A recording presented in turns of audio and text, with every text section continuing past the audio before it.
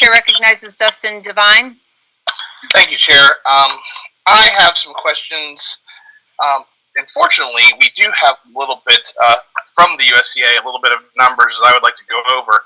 We claim that the GNCC only had 49% of membership, which equated to 729 members. But if you actually look at last year's membership allocation from last year's member assembly, GNCC had 176.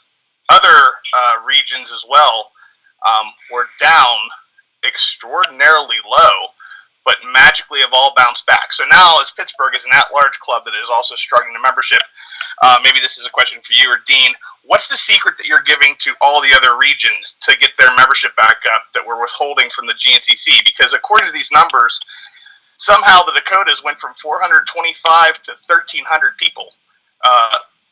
The Great Lakes went from nobody to 1165. So I'm just really curious about that.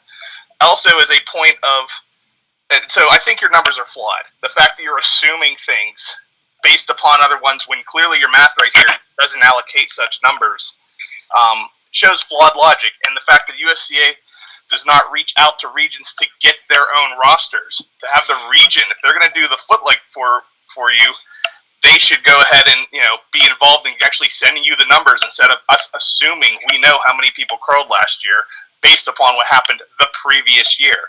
No business runs that way, just assuming forward. They actually get numbers from people. They don't make guesses. So what are we going to do to help us at large clubs increase membership? And also for anybody that was asking, the Ted Stevens Act says the Athletes Advisory Council, which does make up a third-year vote, is membership to that is amateur athletes who are actively engaged in amateur athletic competitions who have represented the United States in international amateur competitions over the last 10 years. So I'm sure that we haven't had 6,000 international competing athletes in the last 10 years. I'm fairly new, only 6 years into curling, but I think we should probably be able to find those numbers, and it's probably not be 6,000. So how can we allot that?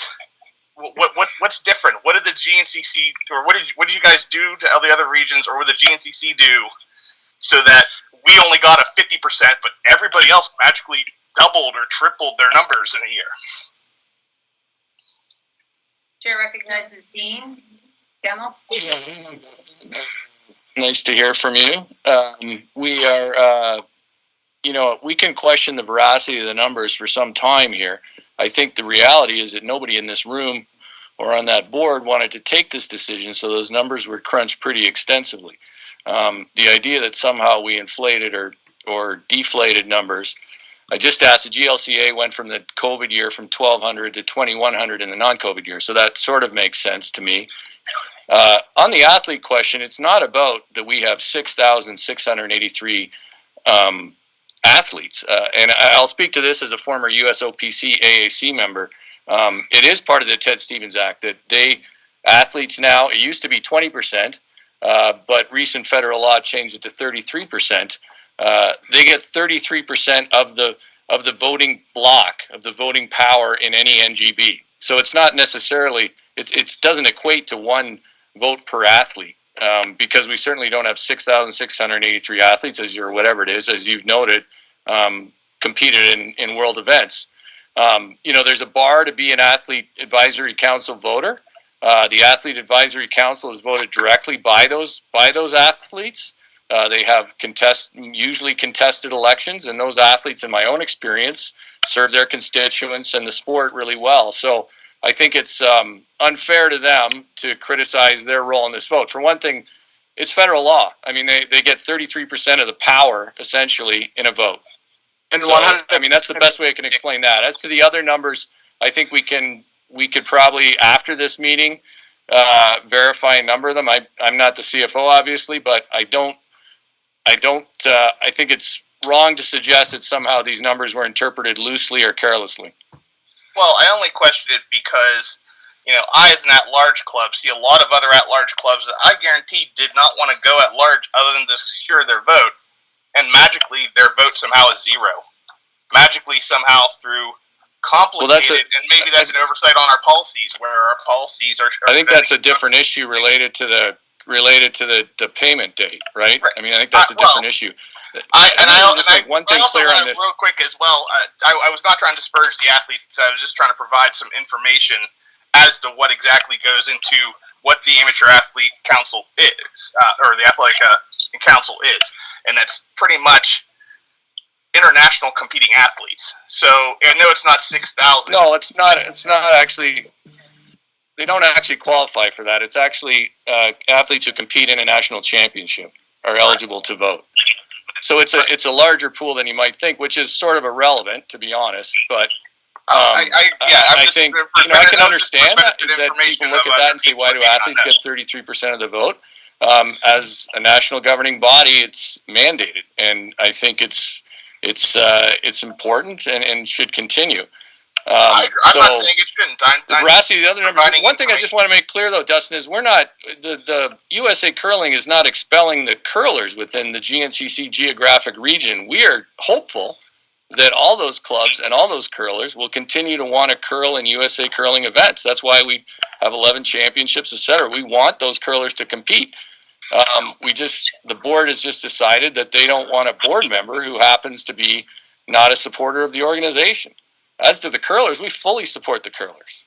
We are making every effort to ensure that you have paths to playdowns, and that you have every opportunity to compete, and your club can enjoy the benefits of USA Curling membership. It just doesn't seem fair that 9 regions should subsidize the desires of 1.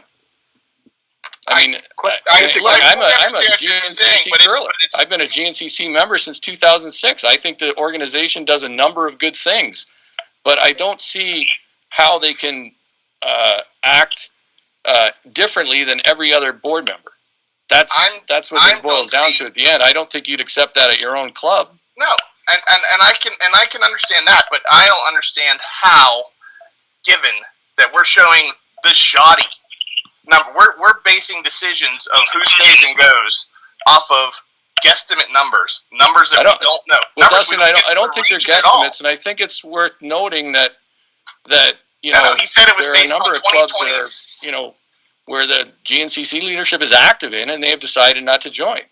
So there's certainly there's a procedural issue here and a personal one, right? There's some personal issues, some procedural ones, some emotional ones. And I've only by the book, it's strictly a procedural issue. And I don't love it. I don't love it myself. I wish it wasn't happening. But I don't think anybody wants to be in this room right now. But we appreciate your time, and I know your commitment to curling, Dustin, and I appreciate it a great deal.